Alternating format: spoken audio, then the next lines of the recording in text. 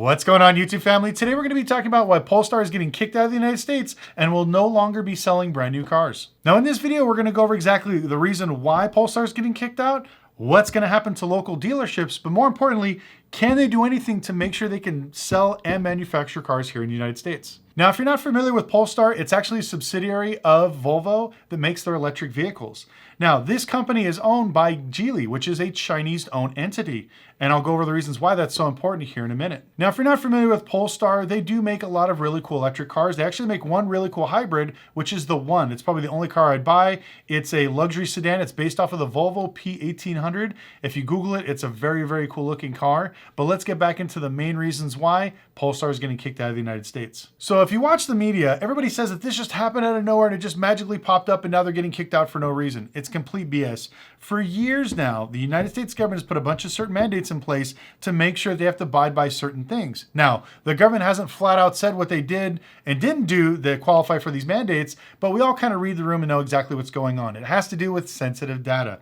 Now, if you guys are not familiar with what happened with TikTok basically came under fire because it was sending a lot of sensitive information of their users, currently locations of map, all kinds of stuff overseas to China. Now, if you're familiar with China's rules and laws, every single company that operates in China has to have a CCP representative or government representative, and they have to release all data and information to them to help them figure out their social scores and, whatever data they want to use it for. And because of this is what scared the United States, is handing over all this data. That's why they forced TikTok to find a United States buyer, because if they find somebody here in the United States that owns it, if they sell personal data or do anything, they can basically go after them and put them in jail. Where if it's an overseas company, there's absolutely nothing they can do and they can just steal your data. But I'll go over why this is even more complicated with EVs. So imagine your Polestar as like a supercomputer on wheels. As you're driving around, it knows exactly where you work, where you live, some of the things you like to do, the traffic patterns in your local area. The car knows your face. It knows your favorite music. Every time it syncs to your phone, it gathers all the data from your phone. So now it knows exactly what you've done outside of the car. All that data is being sent over to China. Now times that by hundreds of thousands of cars all across the United States. And you can see where this is a very big security concern. They know exactly all the people. They know where they're at. They know traffic patterns. And as you can see, this is a very scary issue. And this is why the US government is so sensitive with this particular topic. So what happens if you actually have a Polestar now? Well, good news is if you need any servicing or any parts for your car, the dealerships will stay open. You can get your cars fixed there or at a local Volvo dealership. So you can still get your car fixed and repaired, no problems. But what's going to happen to some of the dealerships?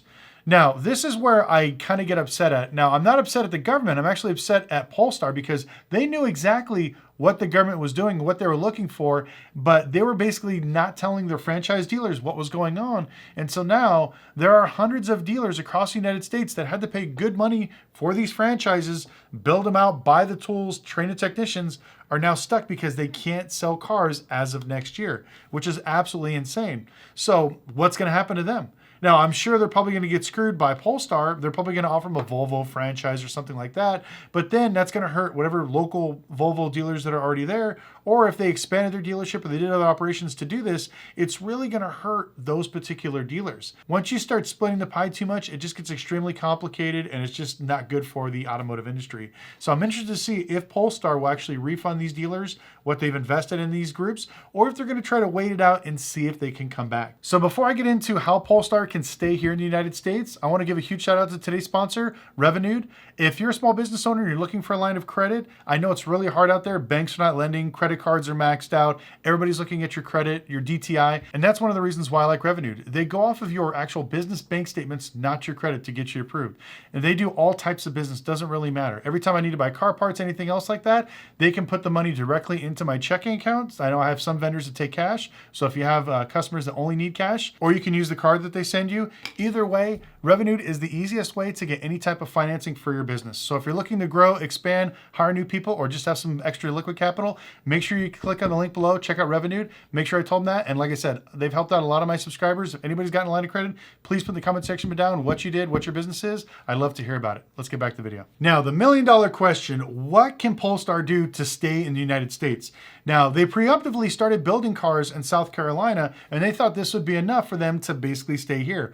Now, the government's gave them, I think, 2 different mandates. They have to cancel all data being sent out of that car to overseas, which is never going to happen because, like I said, if you're a Chinese-owned company, you have to send the data back. So they're either going to have to cancel that, run the data through a third-party company, or actually sell some of the ownership of the company. So how is selling a portion of the company going to ease the minds of the United States government? Well, it's because the government wants to hold somebody accountable if they are doing fraudulent things. Now, if it's an American company or even a European company, there are rules and laws that we actually abide by that you can sue these people and put them in jail. So when it comes to China, their legal system is not always favorable to outside parties. If you guys ever looked on Chinese websites with the cars, it's absolutely hilarious. There are so many cars that look exactly like Lamborghinis, Ferraris, BMWs, Rolls Royces. There is no copyright laws. BMW, Mercedes, Ford have all gone after these countries or companies, and unfortunately the Chinese government always sides with the entity that's from China. So everyone knows that if it's a Chinese company, there's nothing you can do. They're just going to do whatever it takes to bulldoze you over. So at least with an American company or a European company, they'll have some sort of grounds to actually sue them or put them in jail, and that's why they want this. So it should be pretty interesting to see what happens, but let me know in the comment section below. Did you guys know that all Chinese entities have to share information with the government like that, and they actually have Chinese government employees on their payroll to basically make sure that they're abiding by these rules, which is crazy. Every company has to have one of these guys. But more importantly, where does that data go? I've always heard a lot of people talking about a social score. I'm not going to go down that rabbit hole because I hate doing the political stuff, but it's something you should read about. It's pretty interesting, and it's going on right now in China, but all that data could be used against you. Can you imagine you're just walking one day and you go into a bar because you got to use the bathroom, and because that bar has a bunch of bad people in it, all of a sudden now you have a bad social score, you can't get a job, and now the government's telling you that they're watching you because they don't trust you. So crazy stuff, but that's what some of this car spying on you, your phone listening to you, all kinds of crazy stuff. It's getting nuts. So make sure, like I said, if you have a phone, you have your computers, turn that stuff off. If they ask to show your location, turn that off as well. And if you want to buy one of those Faraday pouches where you can put your phone in after hours, I highly recommend it. But anyways, thank you guys so much for watching, and we'll see you next video.